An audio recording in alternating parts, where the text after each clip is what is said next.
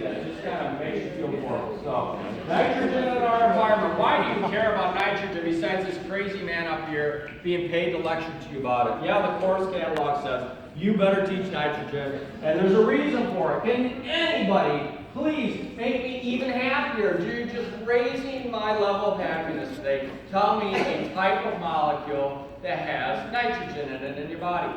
Amino acids. Yeah, every protein, every amino acid has at least one nitrogen in it. And we talked about how histidine has nitrogen in it, asparagine has nitrogen in it, on and on and on. So there's a molecule that has a lot of nitrogen. Anything else? Anybody want to tell me another molecule? Make me even happier. Crickets. Sphingolipids, okay, there's another one. That's obscure and perfect. But there's a lot more obvious one. Anybody else want to tell me? Nucleic acids, absolutely. The entirety of your DNA and RNA are made up of nitrogen-rich molecules. So, where does your nitrogen come from? You're surrounded by it, right? It's everywhere. It's the biggest component of our atmosphere, but it's inert. You breathe it in, you breathe it out. It doesn't get absorbed into your body. The only way you can get this nitrogen, which effectively is essential for your life, you must have it because those are just three of many types of biomolecules that have nitrogen in them. Where does it come from? From what you eat, okay? So there's two ways that nitrogen can enter into the food chain.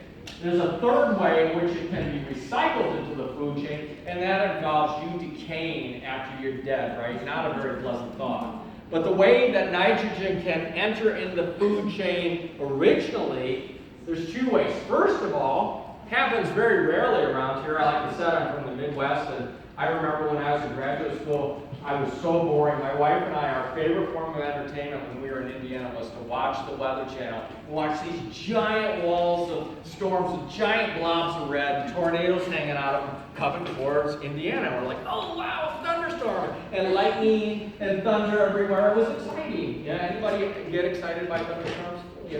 Apparently, I don't know about you. You're scaring me. So you should not be thinking like me. That is not a good thing.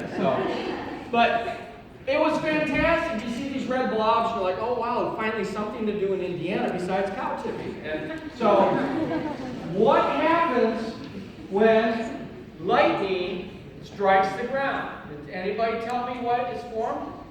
You can go out on the beach and see this, apparently, when we have these thunderstorms around here. They're called fulgurites, okay? And if the lightning strikes the ground, it will actually cause the formation of a structure called a fulgurite. And as that lightning comes through, it causes nitrogen fixation. So it provides the energy and the electrons, because that's all lightning is, to drive the formation of reduced nitrogen.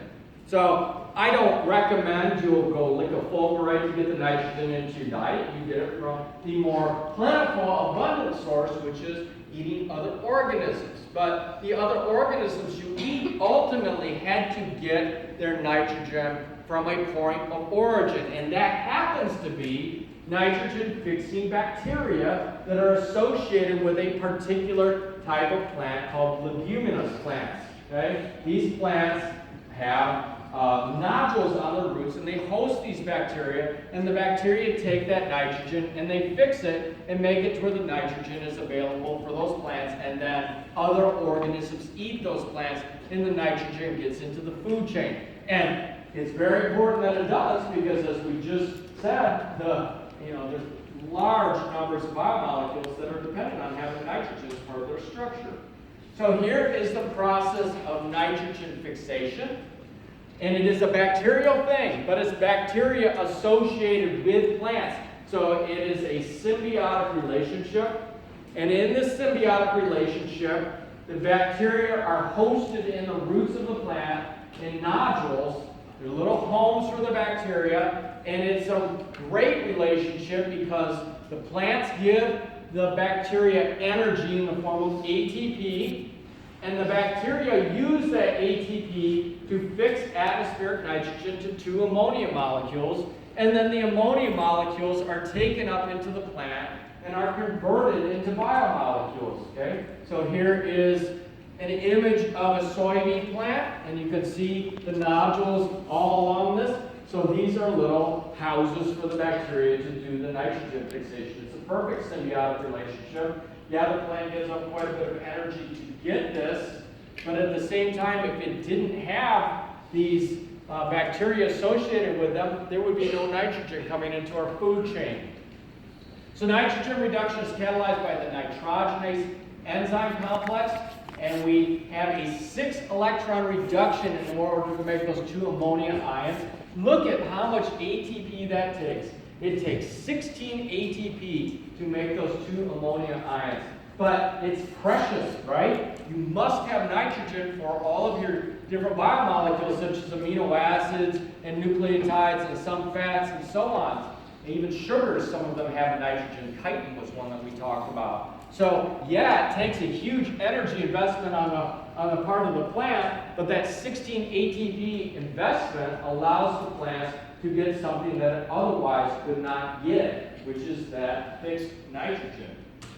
So here is the pathway. I don't expect you to learn it, but I want you to understand that this is not a situation where ATP represents a coupling to make an endergonic reaction work. Instead, this process will happen on its own. It just happens incredibly slowly. So what the ATP does is it alters the kinetics of this pathway. It speeds it up. It does not change it from an unfavorable reaction to a favorable reaction. It just makes it happen faster. So, what happens when the plants get all this nice ammonia from the bacteria? They can't have ammonia building up. I told you nitrogen is very toxic. This is why your kidneys get rid of it. So ammonia is produced by the bacteria. The plant has to take the ammonia and very quickly incorporate it into a biomolecule. And let's go back to our discussion of the TCA cycle. Remember, I told you that glutamate can be broken down into alpha-ketoglutarate, and if you have a diet rich in MSG, you can get energy out of it through converting that alpha-ketoglutarate and driving the TCA cycle. The opposite is also true. If I have alpha-ketoglutarate and I add an amino group to that through reductive amination, I can pull this out of the TCA cycle because remember, we discussed that the TCA cycle is amphibolic, can participate in both catabolism and anabolism. I can pull this out of the TCA cycle, add that ammonia ion to that. I can reduce this with electrons from any DPH, and look at what I have. I have glutamate. That's that amino acid that you recognize from all the way back at the beginning of the class. This glutamate is one of the 20 amino acids used for protein production. I now have brought that nitrogen into a biomolecule, and you know it's a game of hot potato. We can start moving nitrogen groups around to different molecules and start to make different combinations. This production of glutamate is the primary entry point for nitrogen in our food chain. The ammonia from the bacteria get added to alpha-ketoglutarate to make glutamates. There's another way to do it, and you should be able to draw all this stuff. None of this is new. It's just a totally different context. You already know alpha-ketoglutarate. I think you could draw ammonia, and you already know glutamate. So I don't really think there's any more studying to do if you can access your prior knowledge. Here's the other entry point for an amino group, okay, or a nitrogen. We can add ammonia to glutamate, and what do you know if you add ammonia to the glutamate side chain? We have, instead of that carboxyl group, we have a nitrogen group on the tail of that side chain, or at the end of that side chain. I see glutamine. Okay, so we now have 2 nitrogens added to that original alpha-ketoglutarate carbon skeleton, and voila, I have another nitrogen incorporated from that bacteria. So, I don't want you to memorize this list, but I want to go back to the discussion of anabolism and catabolism and our discussion about how these different molecules can go 2 different directions. A lot of times we can take these molecules and burn them for energy, but many of these molecules also serve as precursors for building other molecules. So let's go through this list. Alpha-ketoglutarate is a building block for glutamate, glutamine, proline, arginine. Where do you know alpha-ketoglutarate comes from? Make me even happier. TCA cycle, right? Oxaloacetate. I produce that. We talked about it. You can produce it in gluconeogenesis. You can produce it by exporting citrate out of the mitochondria and into the cytoplasm. And we talked about how oxaloacetate is part of the citric acid cycle. Oxaloacetate is a precursor for these amino acids. Pyruvate. We talked about how pyruvate is a precursor for alanine. Also valine and leucine. Pyruvate is the end product of glycolysis. 3-phosphoglycerate, well, we just talked about that being in photosynthesis, and it's also important for step 6 and 7 of glycolysis.